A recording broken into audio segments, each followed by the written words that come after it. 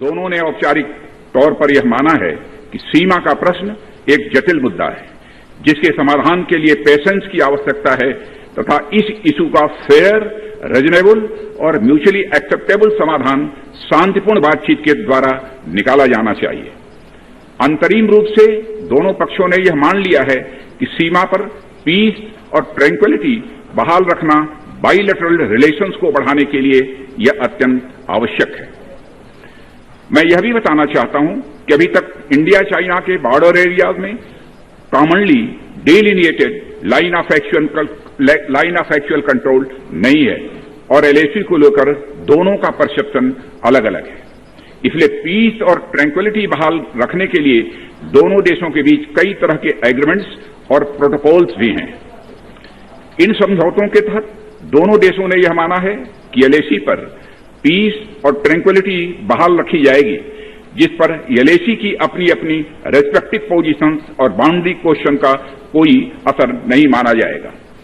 इस आधार पर वर्ष 1988 के बाद से दोनों देशों के बाइलेटरल रिलेशंस में काफी विकास हुआ था। भारत का मानना है कि बाइलेटरल रिलेशंस को विकसित किया जा सकता है तथा साथ ही साथ बाउंड्री मुद्दे के समाधान के बारे में भी चर्चा की जा सकती है, परंतु एलएसी पर पीस और ट्रैंक्विलिटी में किसी भी प्रकार की गंभीर स्थिति का बाइलेटरल रिलेशंस पर निश्चित रूप से असर पड़ेगा। अध्यक्ष महोदय, वर्ष 1993 और 1996 के समझौते में इस बात का जिक्र है कि एलएसी के पास दोनों देश अपनी सेनाओं की संख्या कम से कम रखेंगे।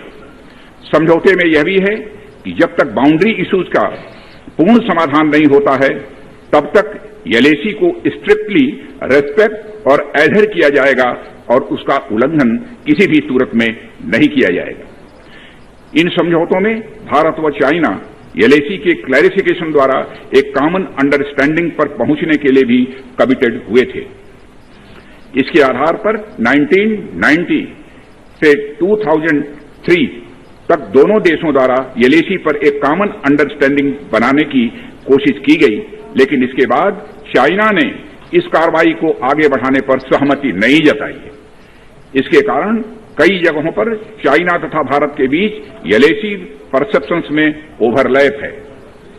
इन क्षेत्रों में तथा बॉर्डर के कुछ अन्य इलाकों में दूसरे समझौतों के आधार पर दोनों की सेनाएं फेस ऑफ आज की स्थिति का समाधान निकालती हैं, जिससे कि शांति कायम हो। इससे पहले कि मैं सदन को वर्तमान स्थिति के बारे में बताऊं, अध्यक्ष महोदय, मैं यह बताना चाहता हूं कि सरकार की विभिन्न इंटेलिजेंस एजेंसीज के बीच कोऑर्डिनेशन का एक इलेबोरेट और टाइम टेस्टेड मैकेनिज्म है, जिसमें सेंट्रल आर्म्ड पुलिस फोर्सेज और तीनों हमारी आर्म्ड फोर्सेज की इंटेलिजेंस एजेंसीज भी शामिल हैं। टेक्निकल और ह्यूमन इंटेलिजेंस को लगातार कोऑर्डिनेटेड तरीके से इकट्ठा किया जाता है तथा आर्म फोर्सेस से उनके डिसीजन मेकिंग के लिए भी शेयर किया जाता है। अध्यक्ष महोदय, अब मैं सदन को इस साल की उत्पन्न परिस्थितियों से अवगत कराना चाहता हूं। अप्रैल माह से ईस्टर्न लद्दाख की सीमा पर चाइना की सेनाओं की संख्या तथा उनके आर्मामेंट्स में काफी वृद्धि देखी गई है। मई महीने के प्रारंभ में चाइना ने गलवान घाटी क्षेत्र में हमारी ट्रूप्स के नॉर्मल ट्रेडिशनल पेट्रोलिंग पैटर्न में व्यवधान शुरू किया, जिसके कारण फेस ऑफ की स्थिति उत्पन्न हुई। ग्राउंड कमांडर्स द्वारा इस समस्या को सुलझाने के लिए विभिन्न समझौतों तथा प्रोटोकॉल के तहत वार्ता की जा रही थी। इसी बीच मई महीने के मध्य में चाइना द्वारा वेस्टर्न सेक्टर में कई स्थानों पर एलएसी पर ट्रांसग्रेशन करने की कोशिश की गई। इसमें कोंगकाला, गोगरा एंड पेंगोंग लेक का नॉर्थ बैंक शामिल है। इन कोशिशों को हमारी सेनाओं ने समय पर देख लिया तथा उसके लिए आवश्यक जवाबी कार्रवाई भी की है। अध्यक्ष महोदय, हमने चाइना को डिप्लोमेटिक तथा मिलिट्री चैनल्स के माध्यम से यह अवगत करा दिया कि इस प्रकार की गतिविधियां स्टेटस को यूनिलेटरली बदलने का प्रयास है और यह भी साफ कर दिया गया कि ये प्रयास हमें किसी भी सूरत में मंजूर नहीं है। अध्यक्ष महोदय, एलएसी के ऊपर फ्रिक्शन बढ़ता हुआ देखकर दोनों तरफ के सैन्य कमांडरों ने 6 जून 2020 को मीटिंग की तथा इस बात पर सहमत बनी कि रेसिप्रोकल एक्शंस के द्वारा डिसएंगेजमेंट किया जाए। दोनों पक्ष इस बात पर भी सहमत हुए कि एलएसी को माना जाएगा तथा कोई ऐसी कार्रवाई नहीं की जाएगी जिससे स्टेटस को बदले। किंतु इस सहमति के वायलेशन में चीन द्वारा एक वायलेंट फेस ऑफ की स्थिति 15 जून को गलवान में क्रिएट की गई। हमारे बहादुर सिपाहियों ने, हमारे बहादुर सेना के जवानों ने अपनी जान का बलिदान दिया और साथ ही चीनी पक्ष को भी भारी क्षति पहुंचाई है अध्यक्ष महोदय, और अपनी सीमा की सुरक्षा में वह कामयाब रहे। इस पूरी अवधि के दौरान हमारे बहादुर जवानों ने जहां संयम की जरूरत थी वहां संयम रखा तथा जहां शौर्य की जरूरत थी वहां शौर्य प्रदर्शित किया है अध्यक्ष महोदय। मैं सदन से अध्यक्ष महोदय ये अनुरोध करता हूं कि हमारे दिलेर जवानों की वीरता एवं उनके बहादुरी की भूरी भूरी प्रशंसा की जानी चाहिए। हमारे बहादुर जवान अत्यंत अपने अथक प्रयास से समस्त देशवासियों को सुरक्षित रख रहे हैं। एक ओर किसी को भी हमारे सीमा की सुरक्षा के प्रति हमारे डिटर्मिनेशन के बारे में संदेह नहीं होना चाहिए। वहीं भारत यह भी मानता है कि पड़ोसियों के साथ शांतिपूर्ण संबंधों के लिए आपसी सम्मान और आपसी सेंसिटिविटी भी आवश्यक है। चूंकि हम मौजूदा स्थिति का डायलॉग के जरिए समाधान चाहते हैं और हमने चाइनीज साइड के साथ डिप्लोमेटिक और मिलिट्री एंगेजमेंट बनाए रखा है।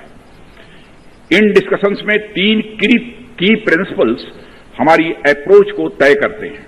फर्स्ट, दोनों पक्षों को एलएसी का सम्मान और कड़ाई से पालन करना चाहिए। सेकंड, किसी भी पक्ष को अपनी तरफ से यथास्थिति का उल्लंघन करने का प्रयास नहीं करना चाहिए। और थर्ड, दोनों पक्षों के बीच सभी समझौतों और अंडरस्टैंडिंग्स का पूर्णतया पालन होना चाहिए। चाइनीज साइड की यह पोजीशन है कि स्थिति को एक जिम्मेदार ढंग से हैंडल किया जाना चाहिए और द्विपक्षीय समझौतों एवं प्रोटोकॉल के अनुसार शांति एवं सद्भाव सुनिश्चित किया जाना चाहिए। वह भी यही कहते हैं। जबकि ये डिस्कशन चल ही रहे थे, चीन की तरफ से 29 और 30 अगस्त की रात को प्रोवोकेटिव सैनिक कार्रवाई की गई, जो पेंगोंग लेक के साउथ बैंक एरिया में स्टेटस को बदलने का प्रयास था। लेकिन एक बार फिर हमारी आर्म फोर्सेज द्वारा टाइमली और फॉर्म एक्शन के कारण उनके प्रयास विफल कर दिए।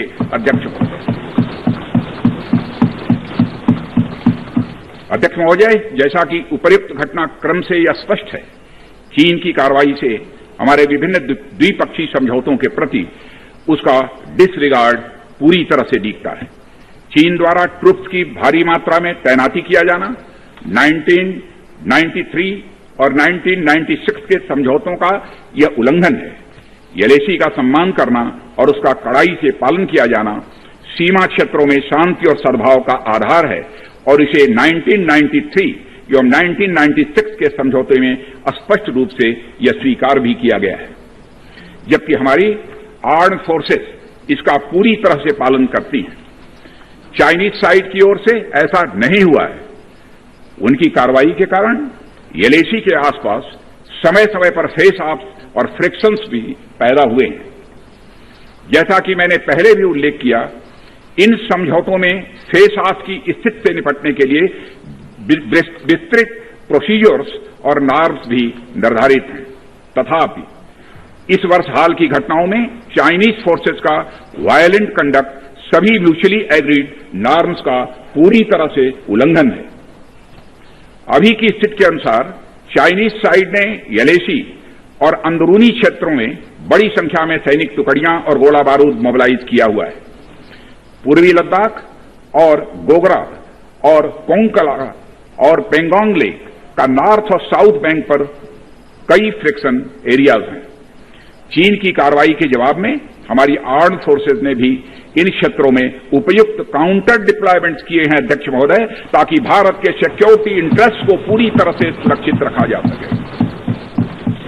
अध्यक्ष महोदय, मैं सदन को आश्वस्त रहना चाहिए कि हमारी आर्म्ड फोर्सेज इस चुनौती का सफलतापूर्वक सामना करेंगी और हमारी आर्म्ड फोर्सेज साथ ही साथ जिस प्रकार की उनके द्वारा आज भी कार्रवाई की जा रही है, जिस प्रकार से सीमा की रक्षा की जा रही है, हम सबको हमारी आर्म फोर्सेज के ऊपर गौरव है अध्यक्ष महोदय, गौरव की अनुभूति होती है। अभी जो स्थिति बनी हुई है उसमें सेंसिटिव ऑपरेशनल इश्यूज शामिल हैं, इसलिए मैं इस बारे में ज्यादा ब्यौरा का खुलासा यदि करना चाहूं तब भी नहीं कर सकता हूं अध्यक्ष महोदय, यह हमारी एक सीमा है और मैं आश्वस्त हूं यह सदन हमारी इस सेंसिटिविटी को भी समझेगा। और अध्यक्ष महोदय, मैं कोविड-19 के चैलेंजिंग समय में हमारी आर्म्ड फोर्सेस और आईटीबीपी के तेजी से डिप्लॉयमेंट हुई है और उनके प्रयासों को एप्रिशिएट किए जाने की जरूरत है। और यह इसलिए भी संभव हुआ है क्योंकि सरकार ने पिछले कुछ वर्षों में बॉर्डर इंफ्रास्ट्रक्चर के विकास को काफी अहमियत दी है। सदन को जानकारी है कि पिछले कई दशकों में चीन ने बड़े पैमाने पर इंफ्रास्ट्रक्चर एक्टिविटी शुरू की है, जिनसे बॉर्डर एरिया में उनकी डिप्लॉयमेंट क्षमता भी बढ़ी है। इसके जवाब में हमारी सरकार ने भी बॉर्डर इंफ्रास्ट्रक्चर के विकास के लिए अपना काफी बजट बढ़ाया है, जो पहले से दोगुना से भी अधिक है। इसके फलस्वरूप बॉर्डर एरियाज में काफी रोड्स और ब्रिजेज भी बने हैं। इससे न केवल लोकल पॉपुलेशन को जरूरी कनेक्टिविटी मिली है, बल्कि हमारी आर्म्ड फोर्सेस को बेहतर लॉजिस्टिकल सपोर्ट भी मिला है। ओके। अध्यक्ष महोदय, इसके कारण वे बॉर्डर एरियाज में अधिक अलर्ट रह सकते हैं। एक मिनट, सेक्रेटरी जनरल ट्रांसलेशन शुरू कर दें। आ रहा है, एक बार चेक कर लो। ठीक, एक बार चेक कर लें दोबारा। ओके। अध्यक्ष महोदय, इसके कारण वे बॉर्डर एरियाज में अधिक अलर्ट रह सकते हैं और जरूरत पड़ने पर बेहतर जवाबी कार्रवाई भी कर सकते हैं। आने वाले समय में भी सरकार इस उद्देश्य के प्रति पूरी तरह से कमिटेड रहेगी, यह मैं सदन को आश्वस्त करना चाहता हूं। आदरणीय अध्यक्ष महोदय, मैं इस बात पर बल देना चाहूंगा कि भारत हमारे बॉर्डर एरियाज में मौजूदा मुद्दों का हल शांतिपूर्ण बातचीत और कंसल्टेशन के जरिए किए जाने के प्रति कमिटेड है। इस उद्देश्य को पाने के लिए मैं अपने चाइनीज काउंटर पार्ट से 4 सितंबर को मॉस्को में मिला और उनसे हमारी इन डेप्थ डिस्कशन भी हुई। मैंने स्पष्ट तरीके से हमारी चिंताओं को चीनी पक्ष के सामने रखा, जो उनकी बड़ी संख्या में ट्रूप्स की तैनाती और उनका एग्रेसिव बिहेवियर और यूनिलैटरल स्टेटस को बदलने की कोशिश से रिलेटेड था। मैंने यह भी स्पष्ट किया कि हम इस मुद्दे को शांतिपूर्ण ढंग से हल करना चाहते हैं और हम चाहते हैं कि चीनी पक्ष हमारे साथ मिलकर काम करे। वहीं हमने अध्यक्ष महोदय, यह भी स्पष्ट कर दिया कि हम भारत की सॉवरेंटी और टेरिटोरियल इंटीग्रिटी की रक्षा के लिए पूरी तरह से डिटरमिन्ड हैं। इसके बाद मेरे कोलीग विदेश मंत्री श्री जयशंकर जी भी 10 सितंबर को मॉस्को में चाइनीज विदेश मंत्री से मिले। दोनों एक एग्रीमेंट पर पहुंचे कि यदि चाइनीज साइड द्वारा सिंसियरली और फेथफुली एग्रीमेंट को इंप्लीमेंट किया जाता है तो कंप्लीट डिसएंगेजमेंट प्राप्त किया जा सकता है और बॉर्डर एरिया में शांति स्थापित हो सकती है। अध्यक्ष महोदय, जैसा कि सभी सम्मानित सदस्यों को जानकारी है कि बीते समय में भी चीन के साथ हमारे बॉर्डर एरियाज में लंबे स्टैंड ऑफ्स की स्थिति यह कई बार बनी है, जिसका शांतिपूर्ण तरीके से समाधान भी किया गया था। हालांकि इस वर्ष की स्थिति, चाहे वो ट्रूप्स की स्केल ऑफ इन्वॉल्वमेंट हो या फ्रिक्शन पॉइंट्स की संख्या हो, वह पहले से बहुत अलग है। फिर भी हम मौजूदा स्थिति के शांतिपूर्ण समाधान के लिए पूरी तरह से कमिटेड हैं। इसके साथ साथ मैं सदन को आश्वस्त करना चाहता हूं कि हम सभी परिस्थितियों से निपटने के लिए भी तैयार हैं।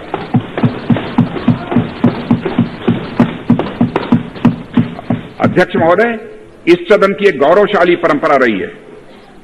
दोहराना चाहता हूं अध्यक्ष महोदय कि सदन की गौरवशाली परंपरा रही है कि जब भी देश के समक्ष कोई बड़ी चुनौती आई है तो इस सदन ने भारतीय सेनाओं की दृढ़ता और संकल्प के प्रति पूरी अपनी एकता और भरोसा दिखाया। साथ ही सीमा क्षेत्र में तैनात अपने बहादुर सेना के जवानों के शौर्य, पराक्रम और सीमा की सुरक्षा के प्रति उनकी प्रतिबद्धता पर पूरा इस सदन ने विश्वास व्यक्त किया है। अध्यक्ष महोदय और अध्यक्ष महोदय, मैं आपको यह विश्वास दिलाना चाहता हूं कि हमारे आर्म्ड फोर्सेस के जवानों का जोश एवं हौसला बुलंद है, इस पर किसी को संदेह नहीं होना चाहिए। माननीय प्रधानमंत्री जी के बहादुर जवानों के बीच जाने के बाद हमारे कमांडर तथा जवानों में यह संदेश गया है कि देश के 130 करोड़ आदिवासी जवानों के साथ खड़े हैं। उनके लिए बर्फीली ऊंचाइयों के अनुरूप विशेष प्रकार के गर्म कपड़े, उनके रहने का स्पेशलाइज्ड टेंट तथा उनके सभी अस्त्र शस्त्र एवं गोला बारूद की पर्याप्त व्यवस्था की गई है। अध्यक्ष महोदय, हमारे जवानों का यह संकल्प सराहनीय है कि दुर्गम ऊंचाइयों पर जहां ऑक्सीजन की कमी है तथा तापमान 0 से नीचे है, उनके उत्साह में कोई कमी नहीं आती है और वे सियाचिन, कारगिल और आदि ऊंचाइयों पर अपना कर्तव्य इतने वर्षों से लगातार निभाते आ रहे हैं। और अध्यक्ष महोदय, मुझे इस गौरवमयी सदन यह साझा करने में यह कतई संकोच नहीं है कि लद्दाख में हम एक चुनौती के दौर से गुजर रहे हैं और मैं इस सदन से यह आग्रह करना चाहता हूं कि हमें एक रिजोल्यूशन द्वारा पारित करना चाहिए कि हम अपने वीर जवानों के साथ कदम से कदम मिलाकर खड़े हैं। पूरा सदन अपने वीर जवानों के साथ कदम से कदम मिलाकर खड़ा है, जो कि अपनी जान की, अपनी जिंदगी की बगैर परवाह किए हुए देश की चोटियों की ऊंचाइयों पर विषम परिस्थितियों के बावजूद हमारी भारत माता की वह रक्षा करते हैं।